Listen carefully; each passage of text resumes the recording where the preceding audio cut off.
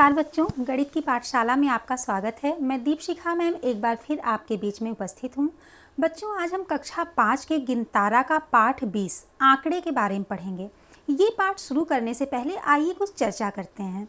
जैसे आप लोग रोज़ खेलते होंगे, कभी क्रिकेट खेलते हैं, कभी कबड्डी खेलते हैं, कभी खो खो खेलते हैं, तो क्या कभी आपने इस चीज़ को नोटिस किया है या ध्यान दिया है कि क्रिकेट जब खेलते हैं तो आप फटाफट खेल के बाद बताते हैं कि इस बच्चे ने इतना रन बनाया या इस बच्चे ने इतना रन बनाया, या फिर गेंदें गिनते हैं आप कि इसने कितनी गेंदें फेंकी या उसने कितनी गेंदें फेंकी।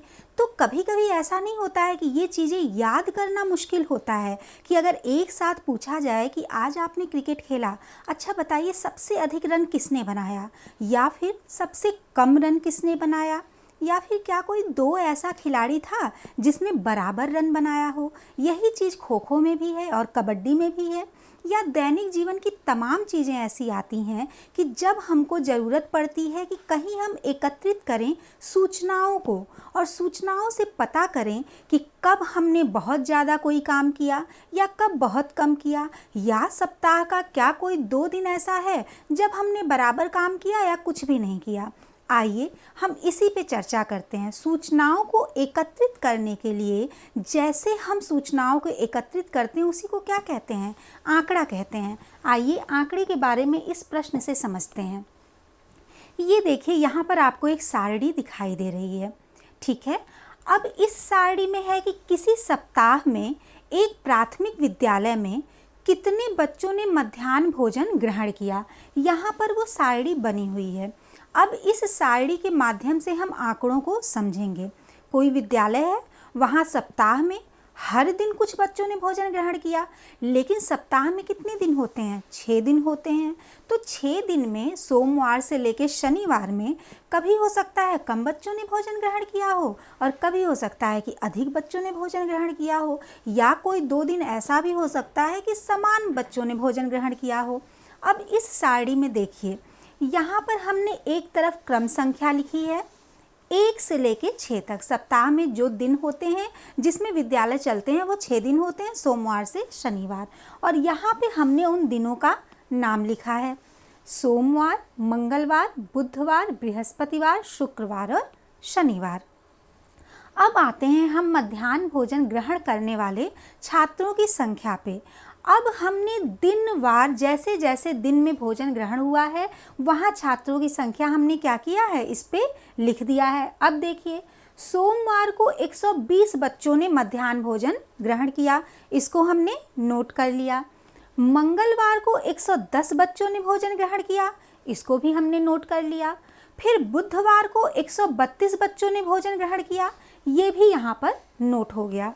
बृहस्पतिवार को 103 बच्चों ने भोजन ग्रहण किया, ये भी यहाँ पर नोट हो गया। शुक्रवार को कितने बच्चों ने भोजन ग्रहण किया? 98 बच्चों ने, यहाँ पर वो भी लिख दिया गया। और शनिवार को 115 बच्चों ने भोजन ग्रहण किया, यहाँ पर भी लिख दिया गया। अब ये क्या हुआ है, ये सूचनाएं एकत्रित कर ली गई हैं। इसमें हमने क्या किया है कि सूचनाओं को एकत्रित कर लिया है। अब सूचनाएं जब एकत्रित हो गई तो यही हमारा क्या हो गया, आंकड़ा हो गया। कि सप्ताह में भोजन ग्रहण करने वाले बच्चों की संख्या का आंकड़ा अगर निकालना है तो बस यही सारणी देखने की ज़रूरत है। अब इस सारणी के हिसाब से आप जो प्रश्न चाहे पूछ सकते हैं और सारणी के हिसाब से उत्तर भी दे सकते हैं। जैसे अगर हम पूछते हैं कि किस दिन सर्वाधिक बच्चों ने भोजन ग्रहण किया, वो कौन सा दिन था सोमवार से शनिवार तक जिस दिन सबसे अधिक बच्चों ने खाना खाया। कितना आसान हो गया ना। जब आप ये सारणी देखेंगे तो आप पाएंगे 132 सबसे अधिक छात्र संख्या क्या है, 132। और 132 किस दिन है? बुधवार को है। मतलब बुधवार को सबसे अधिक बच्चों ने खाना खाया। या अगर हम पूछें कि वो कौन सा दिन था जिस दिन सबसे कम बच्चों ने खाना खाया, फिर आप देखेंगे 120, 110, 132, 103, 98, 115। और सबसे कम संख्या क्या आ रही है, छात्र संख्या 98। और 98 छात्र संख्या किस दिन की है? शुक्रवार की। तो आराम से आप बता सकते हैं कि शुक्रवार को सबसे कम बच्चों ने भोजन ग्रहण किया। अब यही देखिए सारणी से हमें कितनी आसानी हो गई किसी भी आंकड़े को सुरक्षित रखने में और तुरंत प्रश्नों का उत्तर देने में। हम आराम से बता सकते हैं कि सबसे अधिक बच्चों ने सोमवार को भोजन ग्रहण किया और शुक्रवार को सबसे कम बच्चों ने भोजन ग्रहण किया। मतलब हम कह सकते हैं कि किसी भी सूचनाओं को अगर संख्यात्मक रूप में रखा जाए तो यही क्या है, आंकड़े होते हैं। अब आंकड़ों को कभी कभी हम स्तंभ के द्वारा, कभी दंड आरेख के द्वारा या कभी चित्र के द्वारा भी प्रस्तुत करते हैं। अगर हम स्तंभ के द्वारा इसको प्रस्तुत करते हैं तो वो दंड आरेख कहलाता है। अगर हम चित्रों के द्वारा इसको प्रस्तुत करते हैं तो वो हमारा पिक्टोग्राफ कहलाता है। चित्र के द्वारा प्रस्तुत करने वाले आंकड़े ये और भी आसान हो जाते हैं। इसमें आपको संख्या गिननी भी नहीं है, तुरंत देखेंगे और बता देंगे कि हमारे आंकड़े हमसे क्या कहते हैं। जैसे दंड आरेख पे देखिए, यहाँ पर दंड आरेख पे कुछ दर्शाया गया है। अब ये दंड आरेख से हम कैसे आंकड़ों का पता लगाएंगे, आइए इसको समझते हैं। यहाँ पर है कि दंड आरेख को देखकर सप्ताह के दिनों को बच्चों की घटती संख्या के अनुसार बताइए। इस दंड आरेख में सप्ताह के दिन दिए हुए हैं और बच्चों की संख्या दी गई है और इस पे एक पैमाना भी लिख दिया गया है कि 1 मिलीमीटर बराबर कितने, 4 छात्र। मतलब कि यहाँ से लेके यहाँ तक अगर ये है तो 1 मिलीमीटर बराबर 4 छात्र।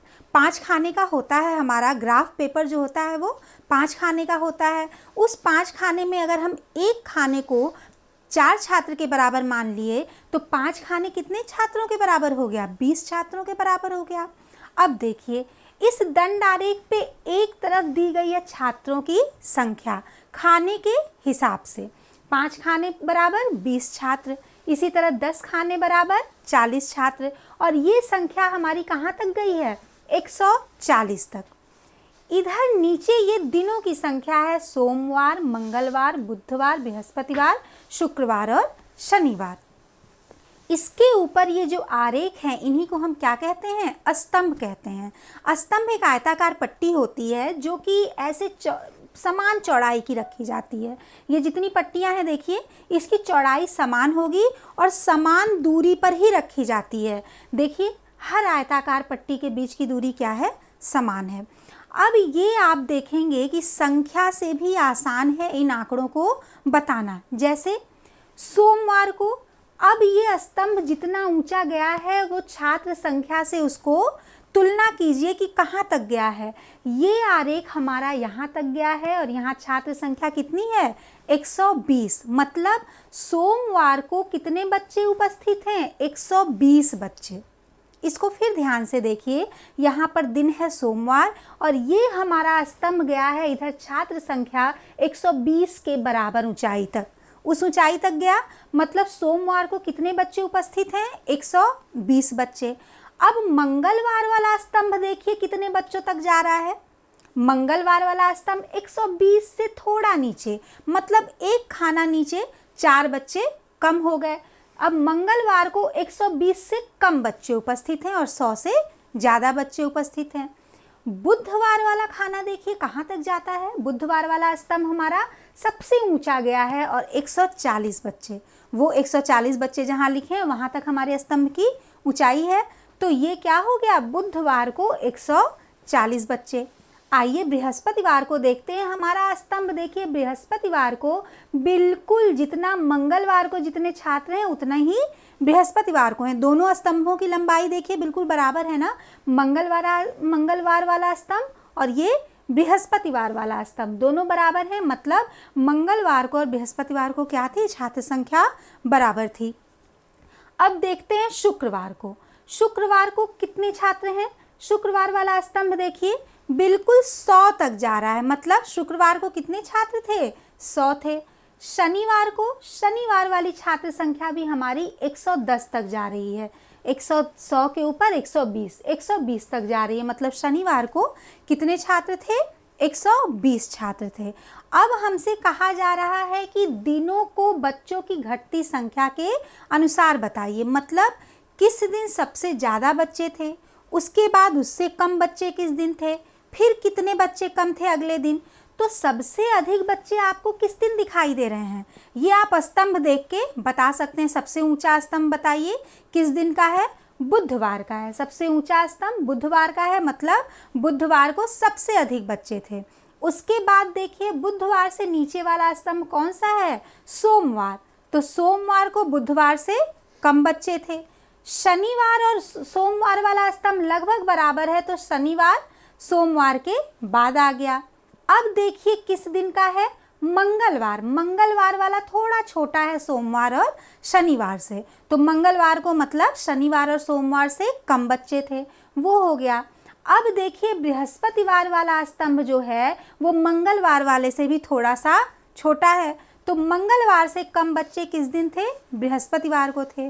बृहस्पतिवार के बाद देखिए कौन सा स्तंभ उससे भी छोटा है, सबसे छोटा स्तंभ है शुक्रवार का। देखिए शुक्रवार वाले स्तंभ की लंबाई क्या है, सबसे छोटी है, मतलब शुक्रवार को सबसे कम बच्चे थे। तो इसको घटते क्रम में हम कैसे लगाएंगे, बुधवार, फिर बुधवार से छोटा सोमवार, सोमवार से छोटा शनिवार, शनिवार से छोटा मंगलवार, मंगलवार से छोटा बृहस्पतिवार, फिर उससे छोटा शुक्रवार। मतलब सबसे अधिक बच्चे थे हमारे बुधवार को और सबसे कम बच्चे किस दिन थे, शुक्रवार को। तो ये दंड आरेख और स्तंभ आरेख की वजह से कितना आसान हो गया आंकड़ों को समझना और आंकड़ों को बता पाना। मतलब हम कह सकते हैं कि विभिन्न सूचनाओं के संख्यात्मक रूप को ही क्या कहते हैं, आंकड़े कहते हैं। सारणी के रूप में दिए गए आंकड़े को स्तंभ या दंड आरेख के रूप में दिखाया जा सकता है। इसको चित्रों के माध्यम से भी दिखाते हैं, और चित्रों के माध्यम से जो दिखाते हैं उसे हम क्या कहते हैं, पिक्टोग्राफ कहते हैं। क्या कहते हैं, पिक्टोग्राफ। आइए कुछ और प्रश्न देखते हैं। ये देखिए यहाँ पर आपको एक दंड आरेख दिखाई दे रहा है, यहाँ पे कुछ आंकड़े दिए हुए हैं। नीचे वाले आरेख पे क्या है, कक्षा की संख्या दी हुई है, कक्षा 1, कक्षा 2, कक्षा 3, कक्षा 4 और कक्षा 5। और इस वाले आरेख में क्या है, छात्र संख्या दी हुई है। मतलब हमने नीचे वाली लाइन पे कक्षा दर्शाई है और ऊपर वाली लाइन पे हमने क्या दर्शाया है, छात्र संख्या दिखाया है। और एक खाना बराबर हमने क्या किया है, 5 बच्चे किए हैं। एक खाना 5 बच्चे के बराबर है। अब इसमें दिया गया है कि एक प्राथमिक विद्यालय में ये छात्र संख्या है और ये कक्षाएं हैं। अब इनको देख के कुछ आपको बताना है, जो आंकड़े ये एकत्रित किए गए हैं दंड आरेख पे, इसके अनुसार प्रश्नों के उत्तर देने हैं। अब देखिए पहला प्रश्न हमारा है, प्राथमिक विद्यालय की सभी कक्षाओं में कुल कितने छात्र हैं। अब क्या ये आसान नहीं हो गया, हम देख सकते हैं कि कक्षा 1 में हमारे कितने छात्र हैं, 50 छात्र हैं। कितने हैं, कक्षा 1 में 50 छात्र हैं। कक्षा 2 में हमारे कितने हैं, आप दंड आरेख से देखिए 40 तक गया हुआ है दंड आरेख इधर छात्र संख्या में, तो कक्षा 2 में हमारे कितने छात्र हो गए, 40 छात्र हो गए। कक्षा 3 हमारा दंड आरेख बता रहा है कि 30 छात्र हैं, इसके स्तंभ की ऊंचाई गई है 30 छात्रों के बराबर में। तो कक्षा 3 में कितने छात्र हो गए, 30 छात्र हो गए। कक्षा 4 में भी हमारे कितने छात्र हैं, 30 छात्र। कक्षा 3 और कक्षा 4 दोनों में कितने छात्र हैं, 30, क्योंकि दोनों के दंड आरेख की लंबाई क्या है, बराबर है। कक्षा 5 में हमारे कितने छात्र हो रहे हैं, 20 छात्र, क्योंकि ये जो स्तंभ की ऊंचाई गई है वो 20 छात्रों के बराबर गई है। अब हम बहुत आसानी से बता सकते हैं कुल कितने छात्र हैं। सारी कक्षा में जितनी छात्र संख्या है उनको हम जोड़ लेंगे, 50, 40, 30, 30 और 20, इसको जोड़ेंगे तो 50 छात्र कक्षा 5 में, और कक्षा 4 में 40 छात्र, 90 छात्र हो गए। कक्षा 3 में 30 छात्र तो 120 छात्र हो गए। कक्षा 4 में 30 छात्र, 150 छात्र हो गए। और कक्षा 5 में 20 छात्र, कुल 170 छात्र हो गए। कितना आसान हो गया कि दंड आरेख देख के हम तुरंत बता सकते हैं कि कुल विद्यालय में उपस्थित कक्षा 1 से 5 तक के छात्र संख्या कितनी है, 170। अब दूसरा प्रश्न है कि किस कक्षा में सबसे अधिक और सबसे कम छात्र हैं। वह कौन सी कक्षा है जिसमें सबसे अधिक छात्र हैं और किसमें सबसे कम छात्र हैं। अब देखिए आप समझ सकते हैं कि जो स्तंभ सबसे ऊंचा है वो सबसे अधिक छात्र संख्या को प्रदर्शित करता है, और जो स्तंभ सबसे छोटा है वो सबसे कम छात्र संख्या को प्रदर्शित करता है। अब देखिए बच्चों, सबसे ऊंचा स्तंभ कौन सा है? कक्षा 1 वाला। और कक्षा 1 में कितने छात्र हैं? 50 छात्र। और सबसे छोटा स्तंभ कौन सा है? कक्षा 5 वाला। और इसमें कितने छात्र हैं? 20 छात्र। मतलब हम कह सकते हैं कि सबसे अधिक छात्र कक्षा 1 में हैं और सबसे कम छात्र कक्षा 5 में हैं। अगला प्रश्न है कि कक्षा 1 से कक्षा 5 में कितने छात्र कम हैं? मतलब इन दोनों के छात्रों की अगर तुलना की जाए तो भी आसानी से हो सकती है। कक्षा 1 में 50 हैं और कक्षा 5 में अभी अभी हमने देखा कि 20 छात्र हैं, तो कितने छात्र कम हैं? 50 में से 20 को घटा देंगे तो 30 छात्र कम हैं। अगला है कि किन किन कक्षाओं में छात्र संख्या बराबर है? क्या कोई स्तंभ ऐसा दिख रहा है जो बराबर हो? बिल्कुल सही, कक्षा 3 और कक्षा 4 के स्तंभ आपस में बिल्कुल बराबर हैं। मतलब कक्षा 3 में भी 30 छात्र संख्या और कक्षा 4 में भी 30 छात्र संख्या। तो कक्षा 3 और कक्षा 4 में बराबर छात्र संख्या है। कक्षा 1 व कक्षा 4 में कुल कितने छात्र हैं?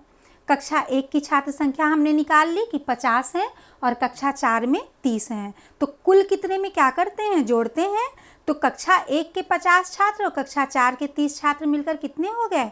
80 छात्र। मतलब कक्षा 1 और कक्षा 4 में कुल मिला के 80 छात्र हैं। अब ये देखिए, यही बस आंकड़े हैं कि आंकड़े को हमने क्या किया? दंड आरेख से प्रदर्शित किया, और दंड आरेख को देख के आपने सारे प्रश्नों के जवाब दे भी दिए और समझ भी लिए। आइए बच्चों, अगला दंड आरेख देखते हैं कि क्या है। यहाँ पर एक सारणी दी हुई है। इस सारणी को ध्यान से देखिएगा और इस सारणी को समझते हुए हमें दंड आरेख बनाना है। जैसे यहाँ पर क्या दिया हुआ है कि देवेश की गाय द्वारा पिछले सप्ताह में हर दिन उसकी गाय ने जितना दूध दिया है वो मात्राएं लिखी हुई हैं। देख लीजिए, यहाँ पे दिन दिया हुआ है रविवार, सोमवार, मंगलवार, बुधवार, बृहस्पतिवार, शुक्रवार और शनिवार।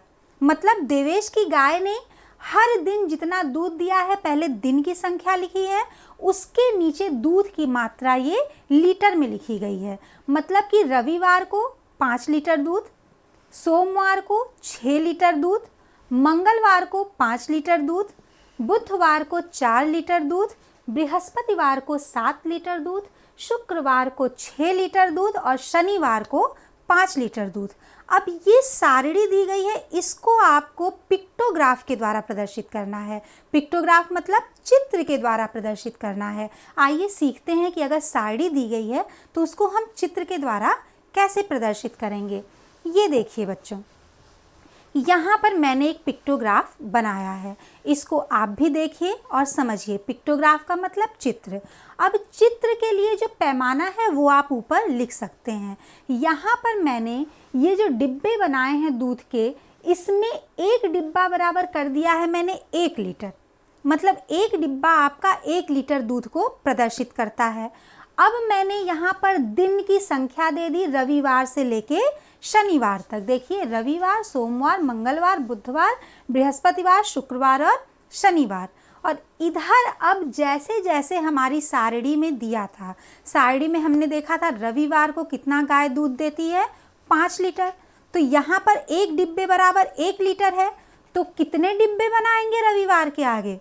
5 डिब्बे, क्योंकि एक डिब्बा 1 लीटर को प्रदर्शित करता है। तो ये डिब्बे देख के आप बता सकते हैं कि रविवार को 5 लीटर दूध दिया गाय ने। सोमवार को कितना दूध देती है गाय? 6 लीटर। तो 6 लीटर के लिए कितने डिब्बे बनाएंगे? 6 डिब्बे बनाएंगे। यहाँ पर देखिए, हमने 6 डिब्बा बनाया है। मंगलवार को गाय ने कितना दूध दिया था? मंगलवार को भी 5 लीटर दूध दिया था। फिर यहाँ पर हमने क्या किया? 5 डिब्बे बना दिए, जो कि प्रदर्शित करता है 5 लीटर दूध को। बुधवार को गाय ने दिया था 4 लीटर दूध, तो यहाँ पर कितने डिब्बे बनेंगे? 4 डिब्बे। देखिए, 1 2 3 4। बृहस्पतिवार को गाय ने दिया था 7 लीटर दूध, तो कितने डिब्बे बनेंगे बच्चों? 7 डिब्बे। यहाँ पर देखिए, हमने 7 डिब्बे बनाया है। शुक्रवार को गाय ने दिया था 6 लीटर दूध, तो शुक्रवार को हमने बना दिया 6 डिब्बे। और शनिवार को फिर गाय ने दिया था 5 लीटर दूध, तो हमने 5 डिब्बे बना दिए। अब कितना आसान हो गया, सारणी से आपने आंकड़े को भी एकत्रित कर लिया और इस पिक्टोग्राफ को देख के जिसको नहीं भी पढ़ना आता होगा, जो नहीं पढ़ सकता है, वो भी बता सकता है कि किस दिन गाय ने कितना दूध दिया। डिब्बे की मात्रा गिन लेनी है और आपको पैमाना बता देना है कि 1 डिब्बा बराबर 1 लीटर। अब इसको देख के भी आप प्रश्न देखिए, दिया गया है कि किस दिन देवेश की गाय ने सर्वाधिक दूध दिया, मतलब किस दिन सबसे अधिक दूध दिया। अब जिसमें सबसे अधिक डिब्बा है उसी दिन सबसे अधिक दूध दी, तो सबसे अधिक किस दिन दिया है? बृहस्पतिवार को। आसान हो गया ना बताना। फिर दिया है कि किस किस दिन गाय ने 5 लीटर दूध दिए। कई दिन दिया है ना 5 लीटर दूध, एक दिन से ज़्यादा दिन हुए हैं। अब आप आराम से डिब्बे गिनेंगे और बता देंगे कि रविवार को, मंगलवार को और शनिवार को 3 ऐसे दिन हैं जिसमें देखिए 5-5 डिब्बे दिख रहे हैं। तो आप कह सकते हैं कि रविवार, मंगलवार और शनिवार को देवेश की गाय ने कितने दूध दिए? 5-5 लीटर दूध दिए। अच्छा हुआ ना, कितना आसान हो गया कि हम पिक्टोग्राफ से सारे आंकड़े एकत्रित कर सकते हैं। आइए बच्चों, एक अभ्यास प्रश्न करके देखते हैं कि आपने कितना सीखा अभी तक।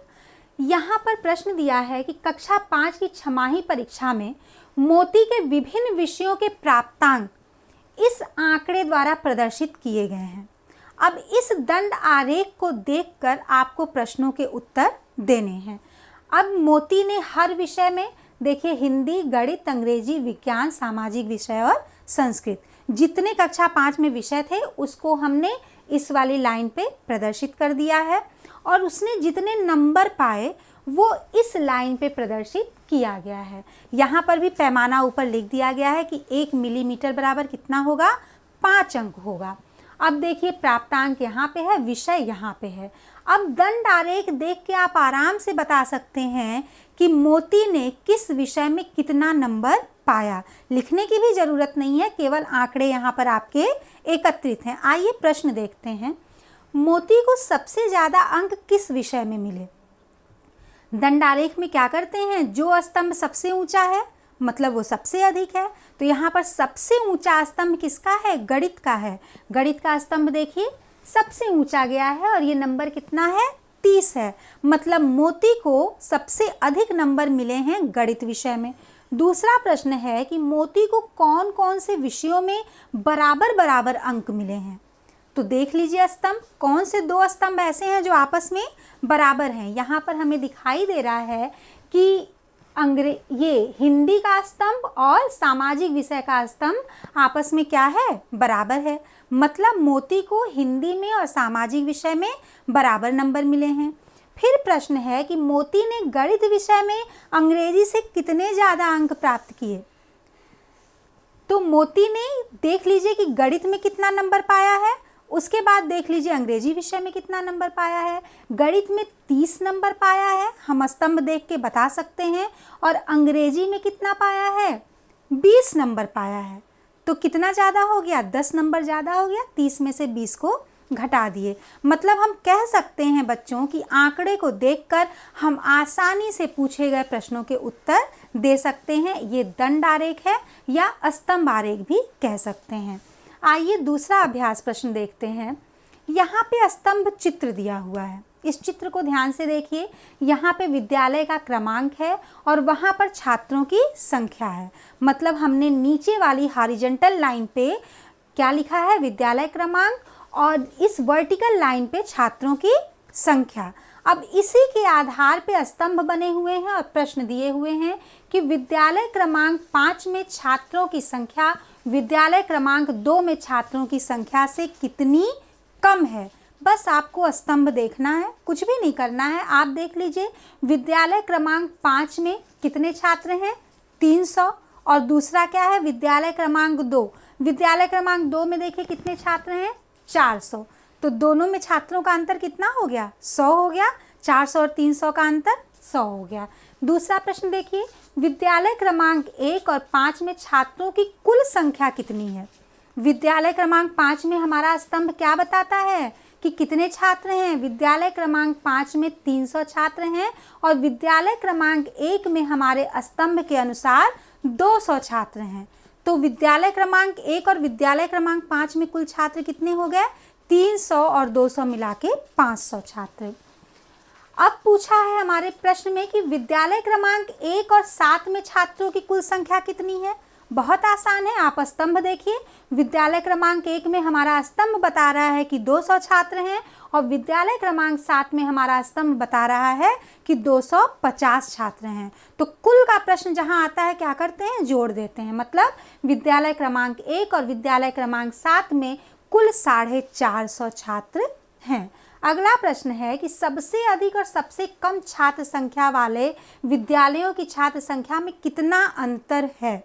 सबसे अधिक छात्र संख्या किसमें है? विद्यालय क्रमांक 2 में, क्योंकि हमारा स्तंभ सबसे ऊंचा है, मतलब 400। और सबसे कम छात्र संख्या विद्यालय क्रमांक 4 और विद्यालय क्रमांक 1।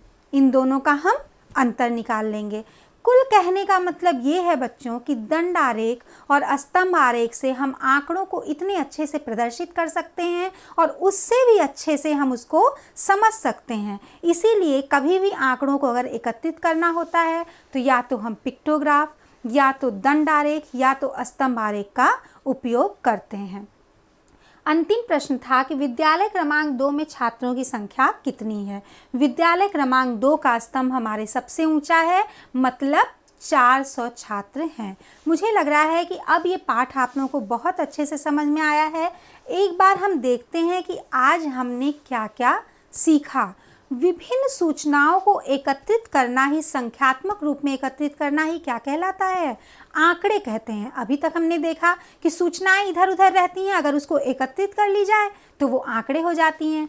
आंकड़ों को हम दंड आरेख पे या स्तंभ आरेख पे या पिक्टोग्राफ पे भी प्रदर्शित कर सकते हैं। स्तंभ आरेख जो है वो आयताकार पट्टियां होती हैं जो समान चौड़ाई की होती हैं और एक दूसरे से समान दूरी पर लगाई जाती हैं। यही हमारा क्या होता है? स्तंभ आरेख होता है।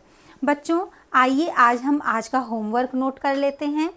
आपको अपनी कार्य पुस्तिका जो आपके कक्षा 5 की वर्क बुक है उसके पेज संख्या 133 और 134 के सभी प्रश्नों को हल करना है और एक प्रोजेक्ट वर्क मेरी तरफ से है जिसको आप ध्यान से सुनिएगा और ज़रूर करिएगा। आप अपने परिवार में, अपने रिश्तेदारों में आज पता लगाइएगा कि किसका जन्मदिन कब पड़ता है।